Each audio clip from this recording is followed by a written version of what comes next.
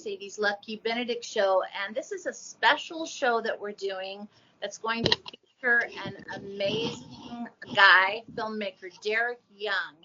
And Derek just had a big premiere for 3 of his films, and I would love to talk to him and find out more about what happened and how is everything going with the premiere and, you know, just the whole shebang on that. So, Derek, hello, how are you? Doing pretty good. Tired, but, staying busy. That's good. Well, do you want to share some of what happened? You know, I know that premiere was a couple of weeks ago, but do you want to talk about that? Well,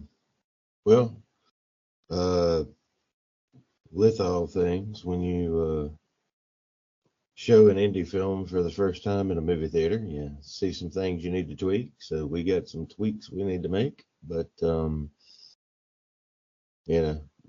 kind of miss some stuff when you're looking on a small screen going to a massive screen. So, but other than that, the people that showed up, the cast and crew came. They brought a bunch of friends and family, and the friend side of it weren't actually affiliated with anything. So hearing their feedback on what they thought of the film, the different films, and everything was really good. It was kind of cool because certain decisions that were made in editing for both The Right Family and Sweet 18 made people kind of compare those 2 films to something that maybe Hitchcock would make today. Wow. Or different, so it was kind of cool, and it was because of the vibe that it gave, right? So, and the main thing they said was that there was really good storytelling inside of a horror film without it being the way, horror films are today, where it's just you don't really have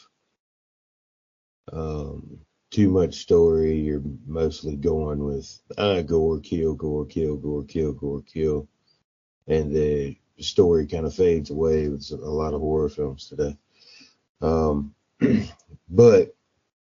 it was real fun. We had a pretty good turnout.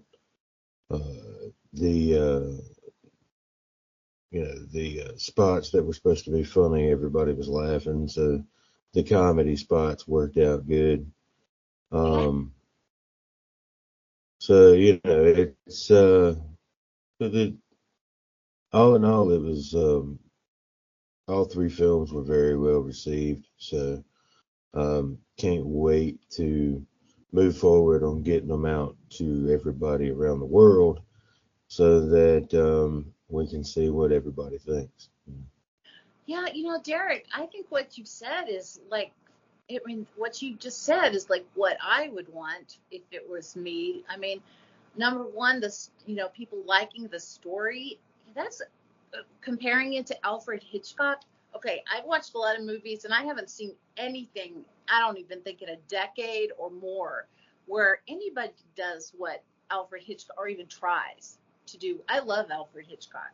So, and we did a study on that. Well, my former husband, they studied that in film school, and there's classes on how to to study Alfred Hitchcock's ways. So for you to be compared to that, and also to have this like an actual story being important, and I think that is important. I mean, especially for a horror film, because a lot of them don't have a story. So yeah, I think and they laughed when they were supposed to. You can't beat any of that's awesome. Yeah, no, the funny thing is, I love Hitchcock too, right? So, like I told you before, that whenever I make a movie, I want people to take that road of nostalgia, right? I want them to feel like they're watching something made by the people that I loved. So I kind of adapted all these different styles and meshed them together so that you can feel like you're seeing stuff from Hitchcock or Tarantino or Lloyd Kaufman or, you know, um, even like Kevin Smith, because it's all the filmmakers that made me, inevitably um, become the way that I am with what I do. So, it's a lot of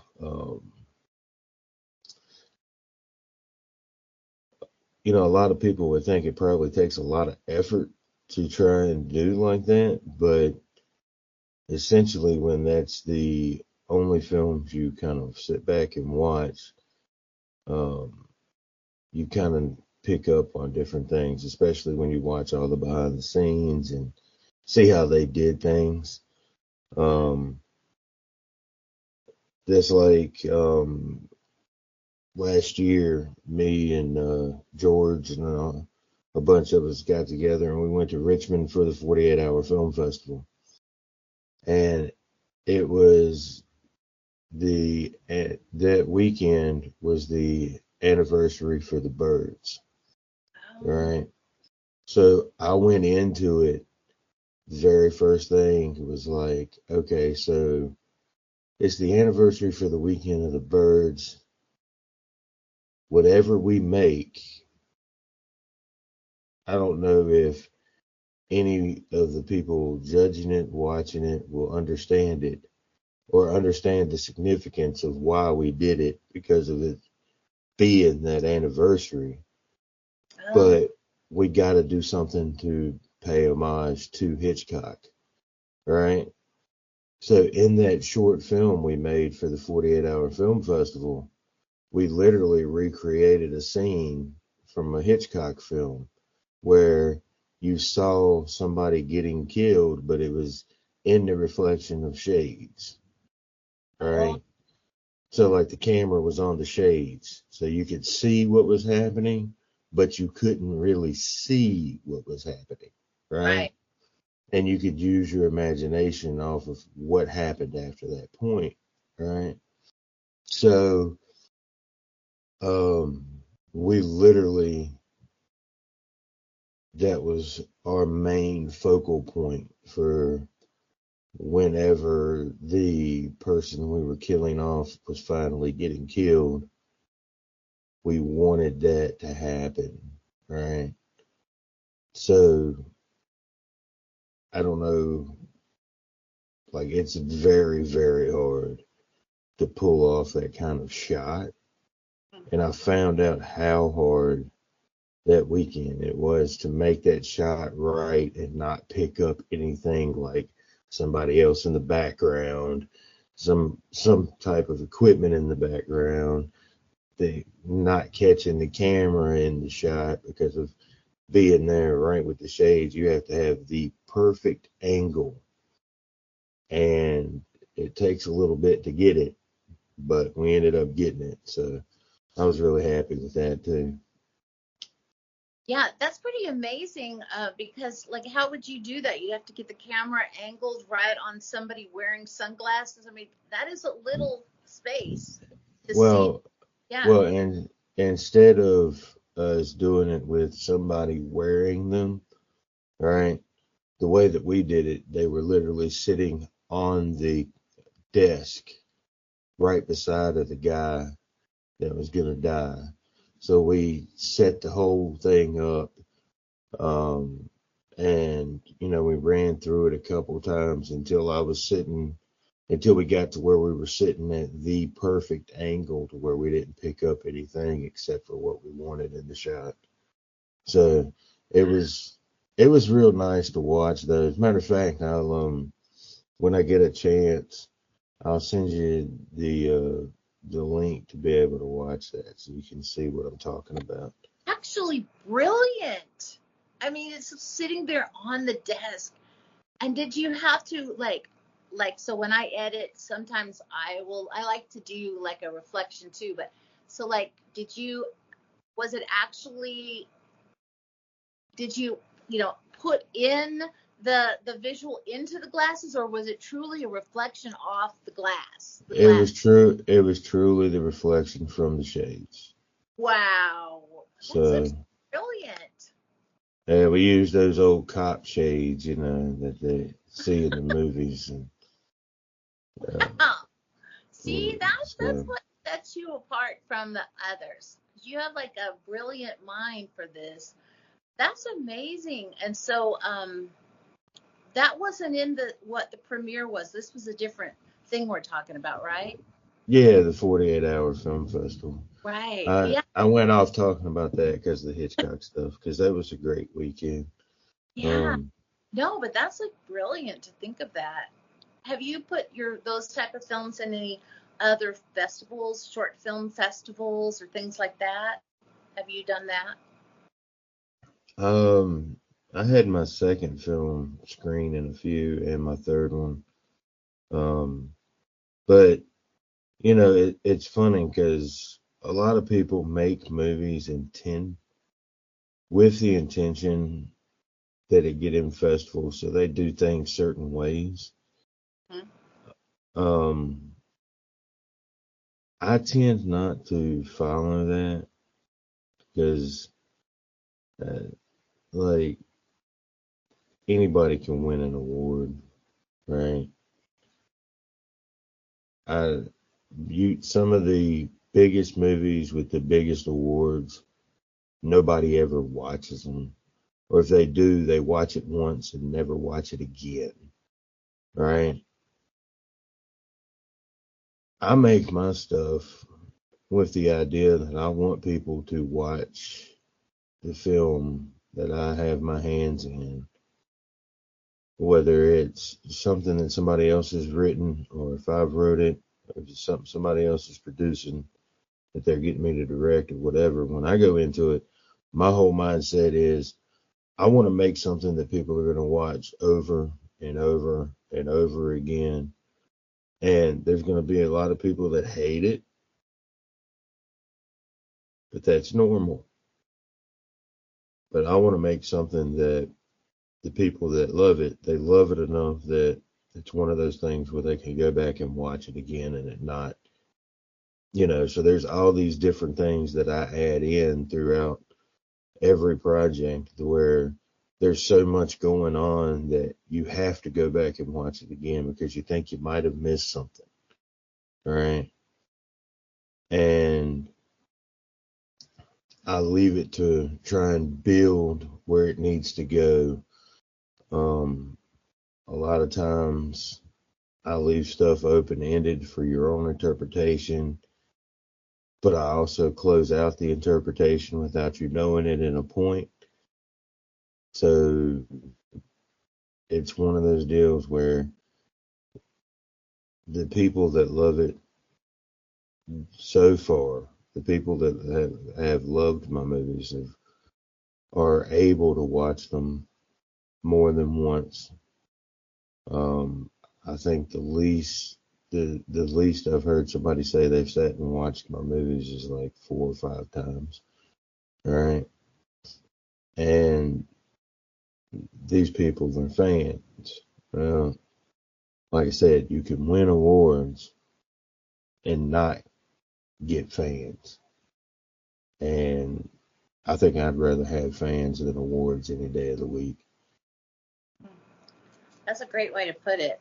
That really is. It makes a lot of sense. And to have people say they've watched your movie a minimum of 4 times speaks volumes because, if people don't like it, they won't watch it maybe one time or not even will finish watching it. So that makes a lot of sense. Yeah.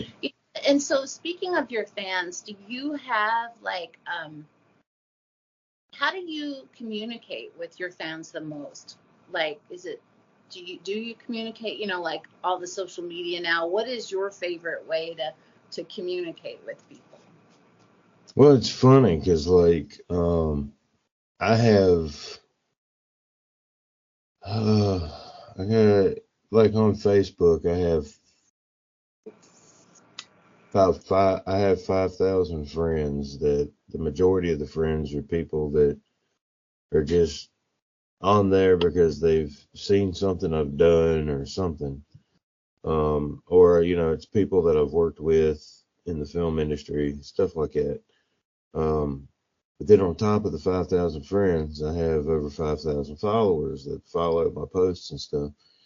And it's funny because all of them, like, there'll be different things I share, I post, I talk about, and it's like certain people will interact with certain things, but and then come around, and it just depends on what it is.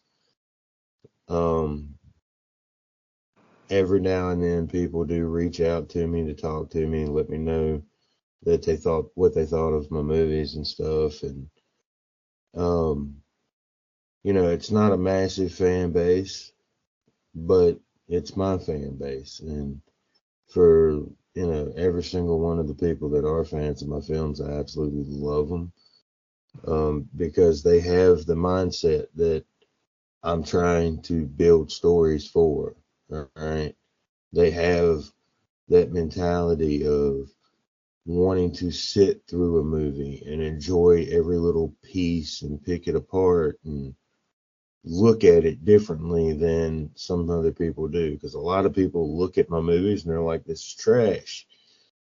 These movies suck. They're quality, they keep going on all that. But the stuff they don't look at is the stuff that the people that love my movies do. And that's what is underlining in each one of the projects, the story itself and how it's told and what's going on with it, and they like the little fun ride that I take them on with nostalgia and putting them back in time and everything else. So I try as best I can to ensure that when people watch something that I touch, they're able to say, I feel like I was watching something made from the 60s or 70s or 80s or even in the 90s, right?